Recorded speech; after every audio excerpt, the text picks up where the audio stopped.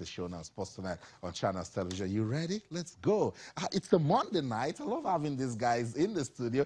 They've not been smiling so much because, of course, you can tell they love their football. Let's welcome Kayode Ahmed. Kayode, good to have you on Sports Tonight. Yeah, great to be back on the show on a weekend where some of us had to just see the game to the end for the sake of analysis. And you're going to abandon your team? Never, no, I wouldn't. But you just say, and go. Yeah, it happens. Really, I had to endure the game to the end. Yeah. But then a lot of positives, like you did say in your opening remarks, taking away from the tournament generally. Yeah. And apart from the CHAN, we witnessed a number of games from the Spanish La Liga, the German Bundesliga, the English Premier League, not forgetting the Serie A, and even the French Championnat. Whoa. And you did mention badminton. Yeah. Dorcas Adeshokun. What a story. Doing exploits. And the guy he called Krobapor. That's the name on the street. That's the name. When he's doing so well, we just give him Krobapor. We forget about that. It's clever Krobapor. Krobapor, toured in Africa, and moving some steps up in world ranking says a lot about improvement. That's right. Going in other sports, not just football. A way to go with badminton. But feels good to be back on the show. Feels good to have you also on the show. In Yobong Monday, good to have you on Sports Tonight. It was a busy weekend of sporting activities. Crazy weekend for sports. It was Super Bowl here.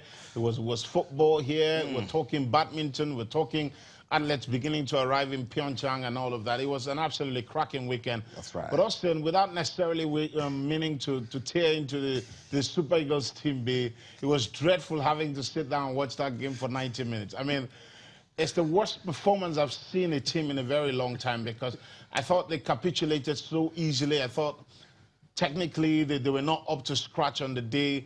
They went against a side who were clearly superior in quality, and it was dreadful having to sit down for 90 minutes and watch them being absolutely pummeled. But, I mean, as a Nigerian, you've got to take the positive. The positive is the fact that there are not many people who give those guys a lot of chance. And I feel that they punched above their weight in this tournament, and we've got to give them credit. And I think you're in that percentage, Austin. I didn't give them a chance when they were going. But let me just leave you. Let me save you the pain. Nigerians will get over it. I believe there are positives in that one. Guys, let's just look at it once again. Is it a reflection of our country's football? If that's a reflection of our country's football, then there are potentials in it. But if we're getting very realistic, it tells you that there's still a lot of work to be done. We'll get to that. We'll discuss it big time on the show tonight. Let's begin with badminton. So I'll grab your rackets. Let's play some badminton. Now, Dorcas Adeshokun, remember she was here on Sports Tonight. Yes, that's what we do. We bring the major players for you to see.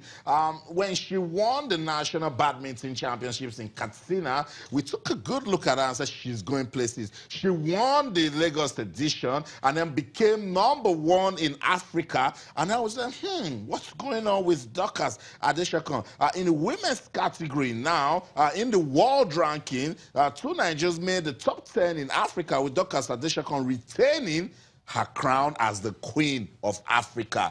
You mentioned that it's something that everybody says, oh, it's good to win. How about sustaining that success? That's what she's doing. Well, remaining at the top is where the work is basically. Now she's moved from 108th to 106th, about 13,904 points.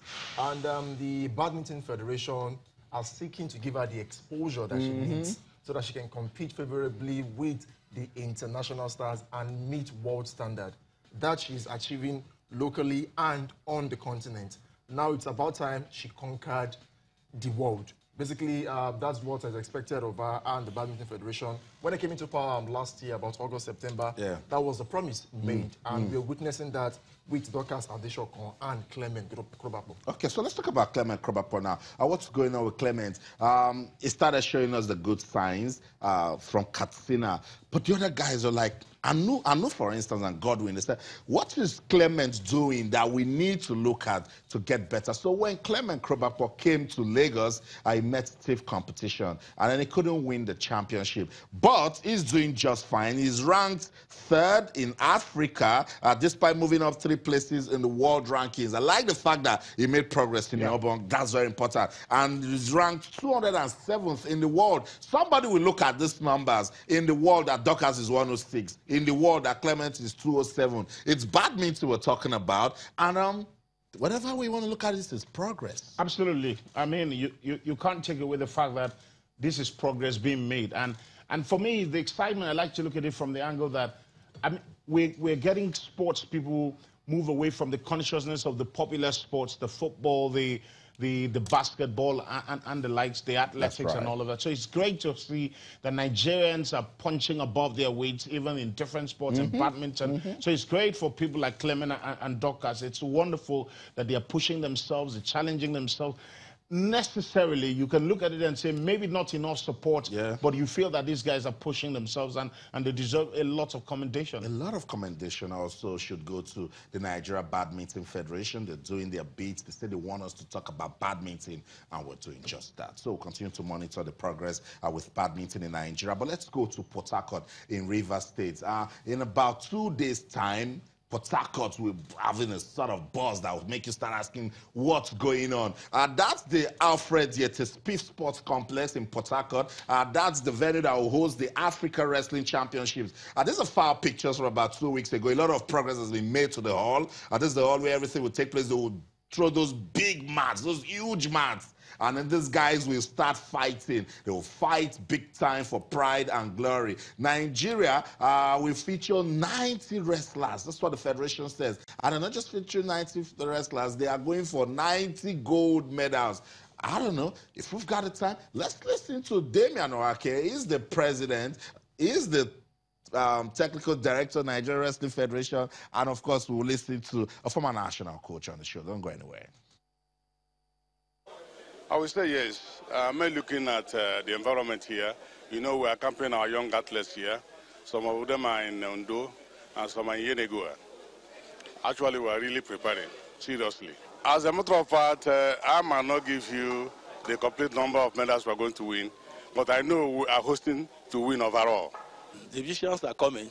They are powerhouse. South Africa is also very strong. Algeria, very strong. Even Cameroon here, they are also very strong. And this is so. But we are going to for the cadets.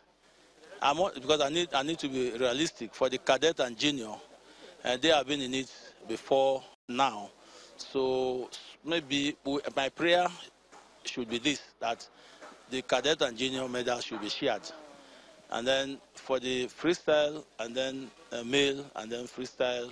A senior category I'm talking about, then the Greco man, we might maybe, I don't want to call any gold medal there, but for the freestyle, we might have 1, 2, 3 gold medals, but our dominance will be at the female level. So since we are bringing in 90 athletes, so we believe that overall best, Nigeria will come out overall best.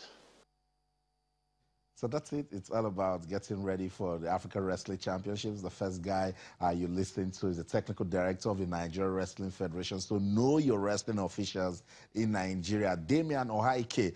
The question was straight. Do you think Nigeria can emerge overall winner? I said, yes, we can.